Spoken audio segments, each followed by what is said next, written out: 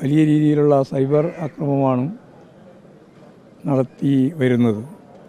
അതിൽ പ്രമുഖമായ വ്യക്തികൾ കോൺഗ്രസ് നേതാക്കൾ തന്നെയാണ്.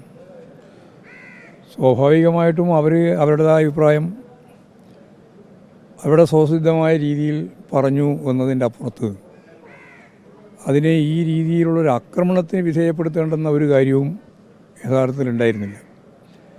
രാഷ്ട്രീയ കാരണങ്ങൾ കൊണ്ടാണ് അത്തരത്തിലുള്ള അതിക്രമങ്ങൾ ഉണ്ടാകുന്നത്.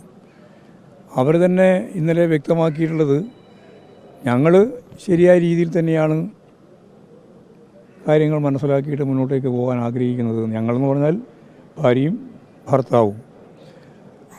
എൻ്റെ തോന്നലനുസരിച്ചുള്ള പറഞ്ഞ കാര്യങ്ങളിൽ നിന്ന് പിന്നോട്ടേക്ക് പോകാനില്ല എന്നും അവർ വ്യക്തമാക്കിയിട്ടുണ്ട്.